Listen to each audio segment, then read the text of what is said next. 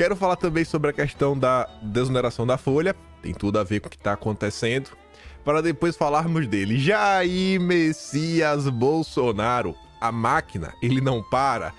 Tava em Ribeirão Preto com o povo, enquanto o Alckmin tava escondido, né? Evento controlado. Tá igual o Lula. Desoneração da folha. Depois que aconteceu isso, né? O Pacheco fez uma declaração em nome do Congresso, né? Revoltadinho. Nossa, um absurdo. Fomos traídos. Aí o Metrópolis nos avisa que os ministros de Lula vêm retórica. Pacheco é o vassalo do Lula, pai. Pacheco é aliado de primeira hora. Sabe? Ninguém bota fé que o Pacheco realmente tá revoltado. O Pacheco tá nem aí pra nada. O Pacheco nem liga pro Brasil. Aí o Estadão anteontem, publicou esse editorial. A canela do governo no Congresso. Ao recorrer ao Supremo contra a desoneração da folha, o governo demonstra não aceitar a derrota e compra briga inútil com o Legislativo no momento de regulamentar a reforma tributária. Só um parágrafo para entender esse editorial. Pacheco, por exemplo, que não é nenhum fiscalista de carteirinha, já fez a pergunta retórica a qual o governo não tem como responder. Além de arrecadar, qual a proposta de corte de gastos para poder equilibrar as contas? E esse é um ponto que tem que ser colocado na mesa. O Lula só propõe gastar. E medidas que já estão, né, funcionando, já estão rodando e que ajudam a economia brasileira estão sendo destruídas. Isso não faz nenhum sentido. Você está tirando dinheiro de um lugar que está funcionando para colocar onde? O que o Lula quer gastar? Comprar um ônibus elétrico? Para agenda verde e transição energética dele? Para ajudar o quê? Algum empresário do Conselhão? O que está acontecendo? Botei repetir aqui, não sei porquê.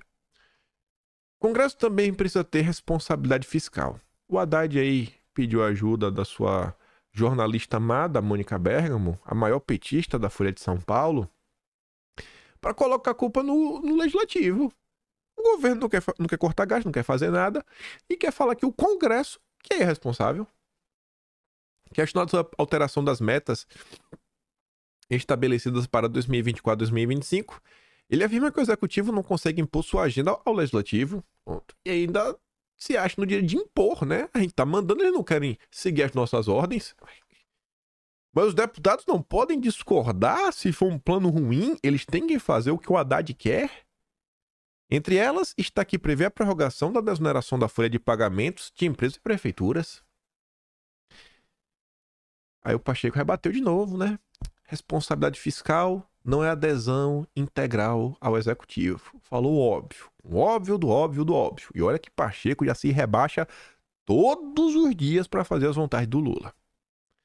Aí o Ricardo Rangel publicou a nota que vai nos conectar ao próximo tema, que é muito interessante.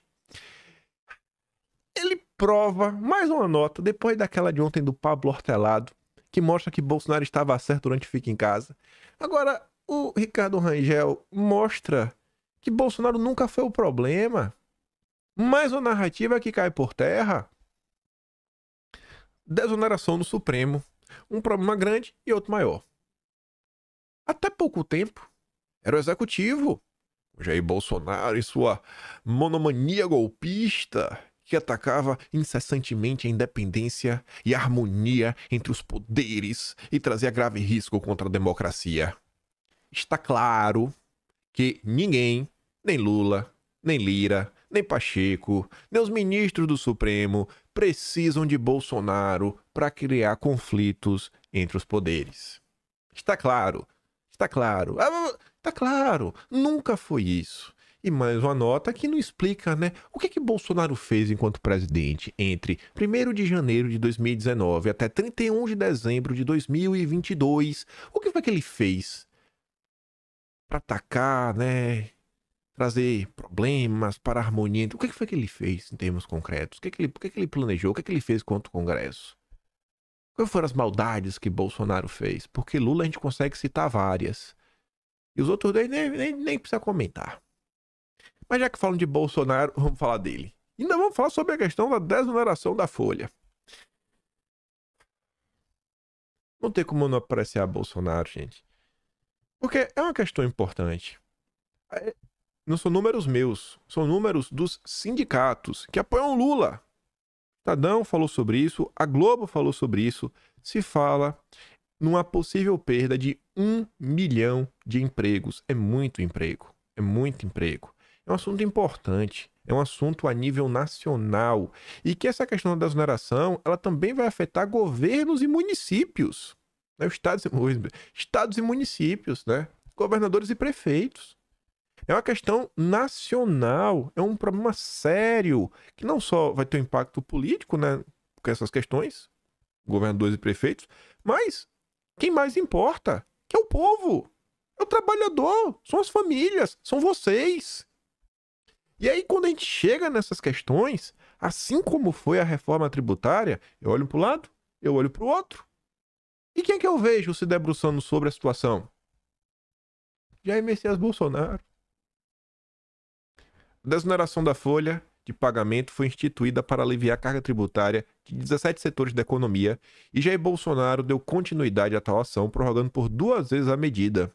Por meio das leis 14.020/2020, 14.288/2021, esta última acordada com todos os setores, mediante prorrogação por mais 2 anos e não apenas sob tutela de sanções de leis anuais, prorrogando então a desoneração até o final de 2023, deixou redondinho para o Lula.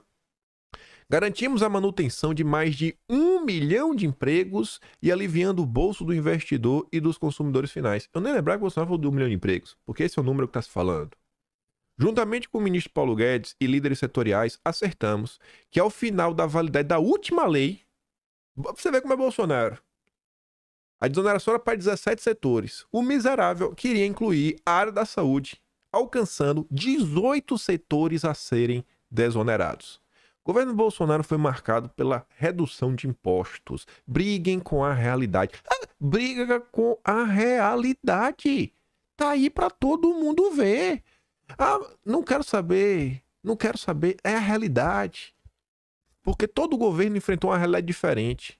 O governo Lula 1 teve a realidade do boom das commodities. Bolsonaro não teve isso. Bolsonaro teve foi o fique em casa. Assim, é uns comparativos que não tem nem como. Um jogou no Very Easy, né, no Super Fácil, o outro jogou no modo Brasil Hardcore, né, sei lá, Floresta Sombria. Não tem condição uma coisa dessa. E assim você vê o que o cara fez. Termos práticos. A matéria tá aí, tá o Diário Oficial da União, tá as políticas que foram empregadas.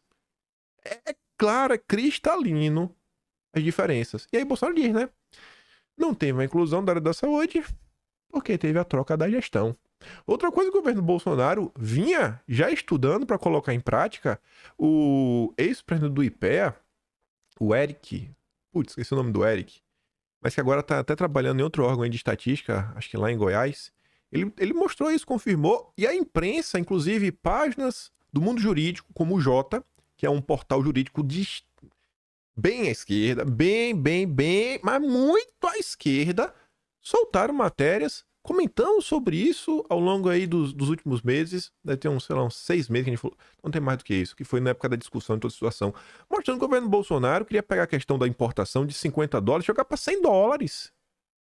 Porque a gente fala do governo lá, o pobre não pode comprar, não pode comprar. Gente, é a mal verdade. É o pobre. É o pobre. É o pobre. Porque rico viaja para Miami. E quem viaja para fora do país e volta, pode ser pouco, mas quanto é a faixa ali do que você pode trazer? $500, $1.000, que aumentou, né? Mas bota $500. Então o rico que pode viajar pode trazer 500. Já o pobre não pode comprar 50. Então cria uma cota por CPF, porque todo esse site tem CPF, dá para cada cidadão brasileiro uma isenção de $500 anuais. Ou então, sei lá, mensal, né? Porque rico às vezes viaja todo mês. Então o rico pode. O pobre não pode. O pobre não pode. Esse é o governo Lula. Tá ali, ó. Ribeirão Preto. Ó o homem. Ó o homem. Ó o homem de novo. Tá lá. Tava na Grishow, ele foi se encontrar com o povo. Tava lá o Alckmin na Grishow. E até surpreso, o Metrópole, Bolsonaro é ovacionado por multidão em Ribeirão Preto. Briga com a realidade, Lula. Enquanto isso, Alckmin abre a Grishow, mas público não pode entrar. Lá com o Bolsonaro. Alckmin, evento controlado pra não ser vaiado, né, Alckmin? A gente sabe. Só podia estar, né, quem tinha credencial. Mas voltando a falar de Bolsonaro, isso aqui é que, né, o que eu falei não é pra animar. Pra animar aqui agora, ó. Em franca campanha, Jair Messias Bolsonaro já passou por 13 estados neste ano. Primeira coisa que eu digo, Bolsonaro, já procura o 14º, porque 13 não presta. 13 é um problema.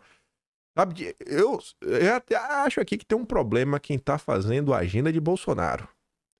Eu acho que a turma tinha que ter esse monitoramento na mão pra, sei lá, marcar um comício quando já tivesse visitado 12 estados numa cidade fronteiriça. Pra Bolsonaro ficar com um pé em cada estado para já pular de 12 para 14. Fala assim, não, ele já pulou aqui de 12 para 14 estados, vai ficar passando no 13 e nem presta. Deus é mais. Aí, essa matéria é interessante. Muito interessante, que vem nessa questão da crise que o Lula enfrenta. Olha o que tá ali de verdinho, ó. Enquanto a afinada Frente Ampla acabou. O governo Lula acabou. Frente Ampla que elegeu o Lula perde tempo com intrigas e disputas de poder em Brasília. E Bolsonaro está em franca campanha eleitoral pelo país. Ele não pode ser eleito, mas acredita que pode eleger muita gente no pleito municipal de outubro. Desde janeiro, ele já visitou 37 cidades em 13 estados. O ex-presidente já fez carreatas e comícios em 11 capitais, participou de feiras do agronegócio em cidades de interior e esteve nas principais capitais do país em mais de uma oportunidade. Só na região Nordeste, onde o eleitorado de Lula é mais fiel, ele já passou por 4 capitais nos estados da Bahia, Ceará, Alagoas e Paraíba. Em outra frente, pilotando pele mulher, Michele Bolsonaro também tem corrido o país. Ela visitou 16 estados e filiou mais de 22 mil mulheres. Estão me deixando sonhar, porque 2020 não teve 5% disso daqui.